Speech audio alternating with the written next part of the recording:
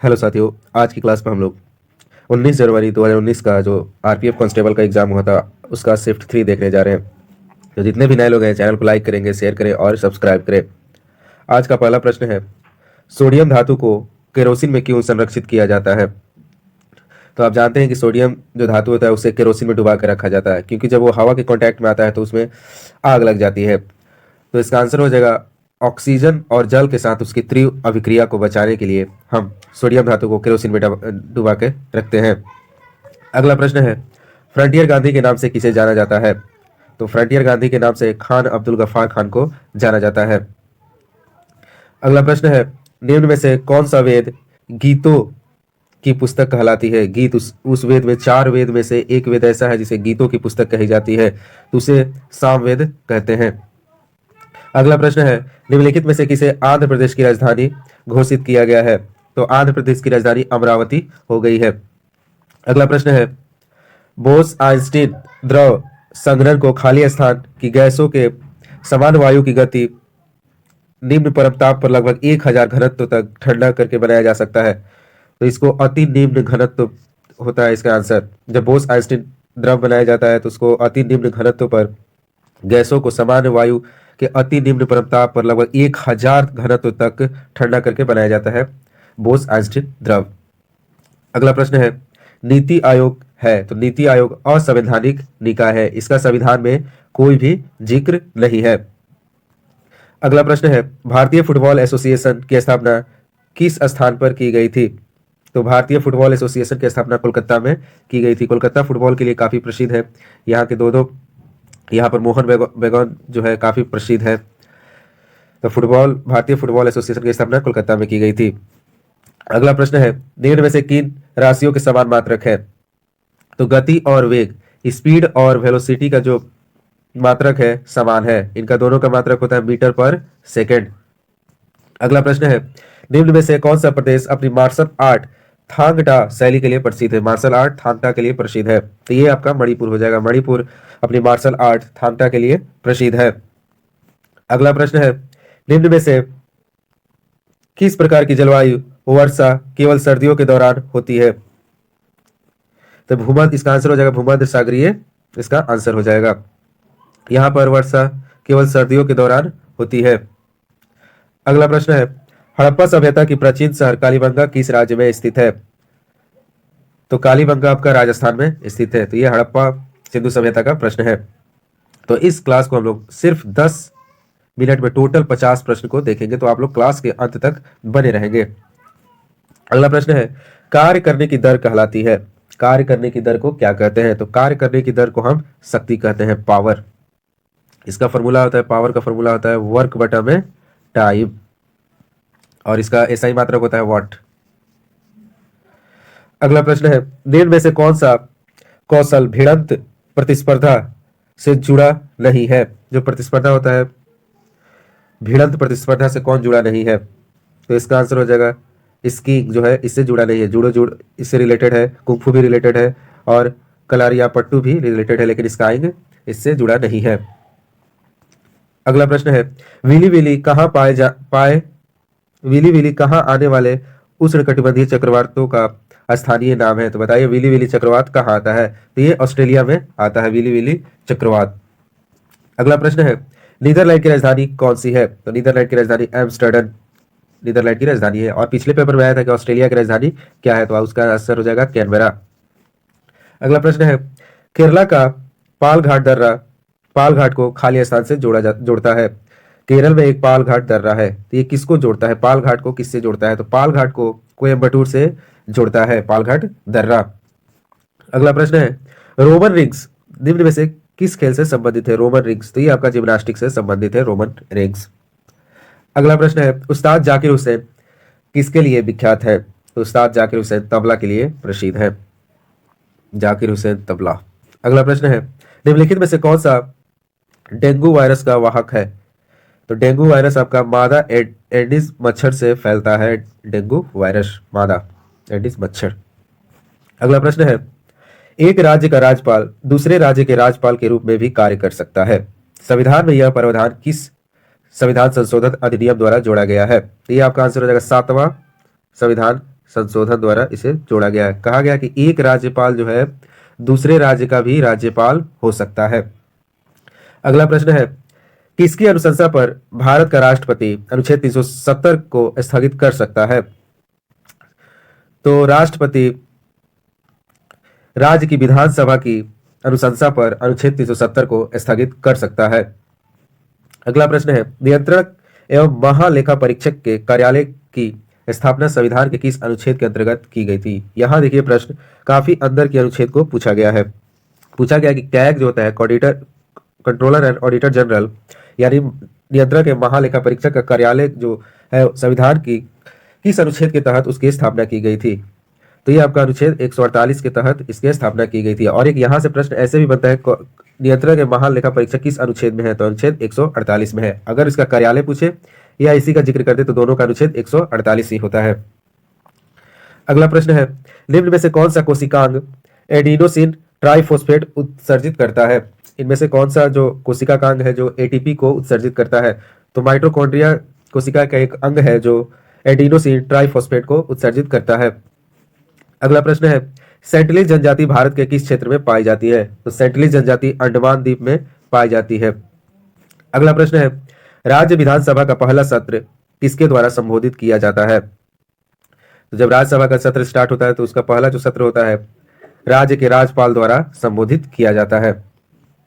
अगला प्रश्न है, गारो पहाड़िया का सबसे ऊंचा शिखर कौन सा है? तो गारो पहाड़ी का सबसे ऊंचा शिखर नोक्रेक है और गारो खासी जो पहाड़ियां हैं ये मेघालय में पाई जाती हैं। अगला प्रश्न है, भारत के ग्रामीण क्षेत्रों में व्यापक स्तर पर पाई जाने वाली बेरोजगारी का प्रकार कौन सा है? तो इसका आंसर हो जाएगा प्रच्छन्न बेरोजगारी। भारत के ग्रामीण स्तर पर प्रच्छन्न बेरोजगारी पाई जाती है। अगला प्रश्न है, प्रश्न संख्या 28, निम्न में से कौन सा एक प्राथमिक क्षेत्र के अंतर्गत नहीं आता? तो इसका आंसर हो जाएगा तेल शोधक। अगला प्रश्न है, गोरखपुर निम्न में से किस रेल मंडल का मुख्यालय है? तो देखिए ये रेलवे का अगर प्रश्न है तो मुख्यालय से तो प्रश्न बनेगा ही, तो यहां देखिए मुख्यालय से भी पूछ दिया। तो गोरखपुर पूर्वोत्तर रेल मंडल का मुख्यालय है, पूर्वोत्तर रेल मंडल का मुख्यालय है। अगला प्रश्न है, निम्न में से खेती एक आधुनिक विधि कौन सी है?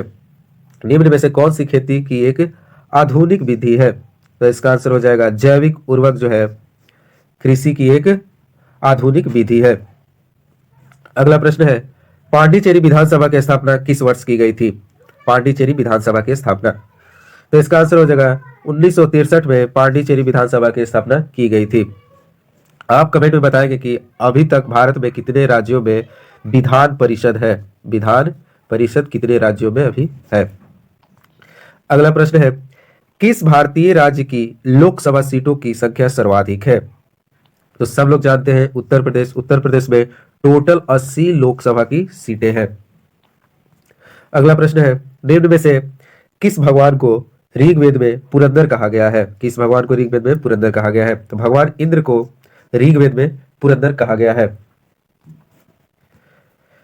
अगला प्रश्न है, निम्न में से दिया गया कौन सा शब्द फ्री हैंड एक्सरसाइज को व्यक्त करता है? तो इसका आंसर हो जाएगा कैलिस्थेनिक्स जो है फ्री हैंड एक्सरसाइज को व्यक्त करता है। आप देख रहे हैं कि हर एक शिफ्ट में योग से प्रश्न बन रहा है, तो आप लोग योग वाला जो भी टॉपिक है या गूगल करके कहीं से या किताब से योग के सारे मुद्रा को आप पढ़ लेंगे।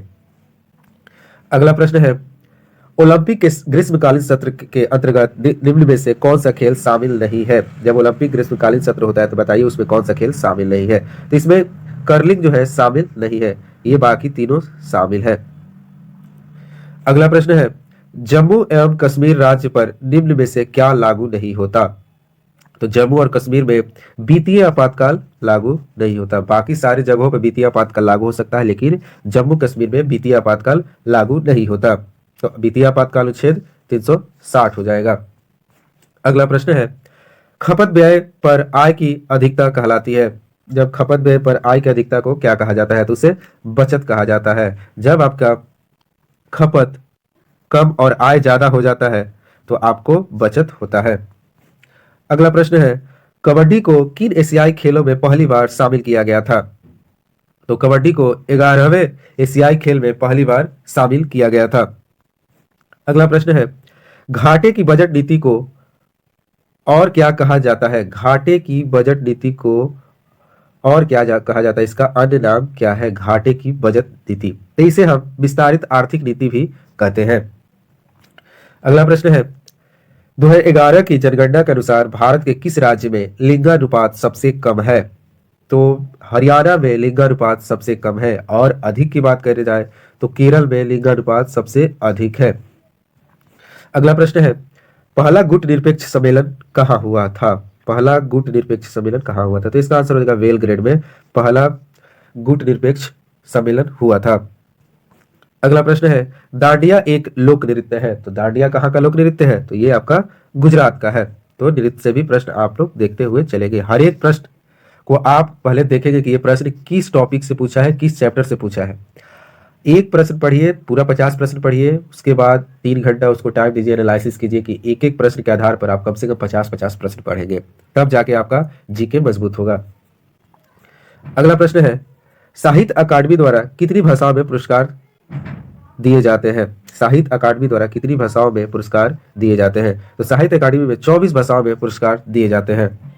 अगला प्रश्न है, वित्त आयोग के अध्यक्ष थे, 14वें वित्त आयोग जो था उसके अध्यक्ष कौन थे? तो उसका आंसर हो जाएगा VI रेड्डी 14वें वित्त आयोग के अध्यक्ष थे। और ये तो अब खत्म हो चुका है। अब कमेंट बताइए कि 16वें वित्त आयोग का अध्यक्ष कौन है। अगला प्रश्न है, बौद्ध धर्म के संस्थापक गौतम बुद्ध का जन्म निम्न में से किस स्थान पर हुआ था? तो गौतम बुद्ध का जन्म लुम्बिनी में हुआ था, जो कि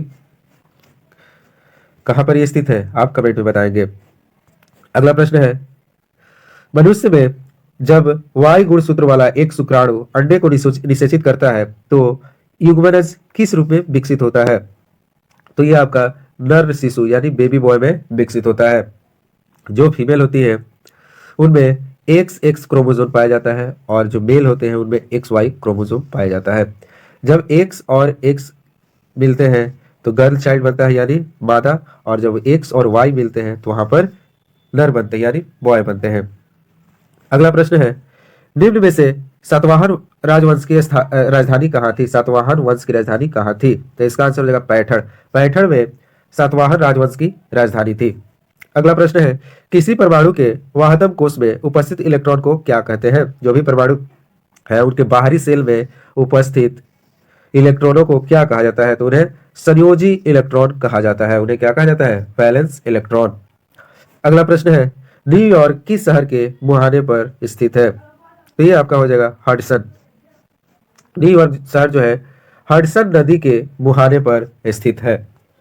अगला प्रश्न है जो कि आज का लास्ट प्रश्न है, किसी वस्तु के आवेश वाहक होने अथवा नहीं होने का पता लगाने के लिए किस उपकरण का उपयोग किया जाता है? तो ये हम इलेक्ट्रोस्कोप का उपयोग करते हैं। किसी वस्तु के आवेश वाहक होने और ना होने का पता लगाने के लिए हम इलेक्ट्रोस्कोप का यूज करते हैं। तो आज की हमारी क्लास यही समाप्त हुई। अगर आपको ये वीडियो पसंद आया तो लाइक करें, शेयर करें और सब्सक्राइब करें। तब तक के लिए दीजिए इजाजत। मिलते हैं नए वीडियो में। जय हिंद, जय भारत।